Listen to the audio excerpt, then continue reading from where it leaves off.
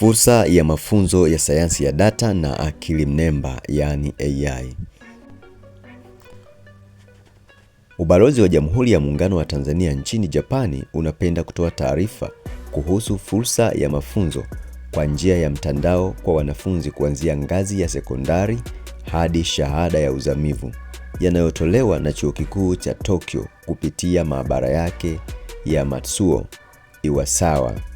Mafunzo hayo yanahusu sayansi ya data na akili mnemba, yani AI, ikiwemo Python na ujifunzaji wa mashine, yani machine learning, pamoja na matumizi ya data katika biashara.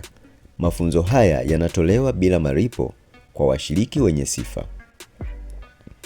Muda wa mafunzo ni Septemba 17 hadi Disemba 26, takribani miezi mitatu. Mada zitakazofundishwa ni pamoja na sayansi ya data, Python, ujifunzaji wa mashine, uchakataji na uwasilishaji wa data, SQL na matumizi ya sayansi ya data katika biashara. Washiriki watakaokamilisha masharti ya programu watatunikiwa cheti. Sifa za waombaji: wanafunzi kuanzia ngazi ya sekondari hadi shahada ya uzamivu wanaosoma katika taasisi ya elimu inayotambuliwa. Mwombaji anatakiwa kuwa mwanafunzi wakati wa kuanza kwa programu, kuwa na uwezo wa kujifunza kwa kujitegemea na kuwa tayari kushiriki na kukamilisha mahitaji ya mafunzo. Utaratibu wa kuomba: 1. Sajili barua pepe unayotumia katika taasisi yako ya elimu. Iwapo huna barua pepe ya taasisi au mfumo hauikubali, tumia chaguo maalum kwa waombaji wasio na barua pepe hiyo.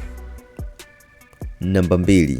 Tengeneza kitambulisho cha OmniCampus kwa kutumia anwani yako binafsi ya Gmail na wasilisha kitambulisho cha mwanafunzi au nyaraka nyingine rasmi zinazothibitisha udahili wako. 3. Baada ya usajili kukaguliwa na kuidhinishwa, utapokea taarifa za kuingia kwenye mfumo wa OmniCampus. 4. Ingia kwenye mfumo, chagua GCI World 2026 Septemba na ukamilishe maombi. Kwa taarifa zaidi na maombi, tembelea tovuti ya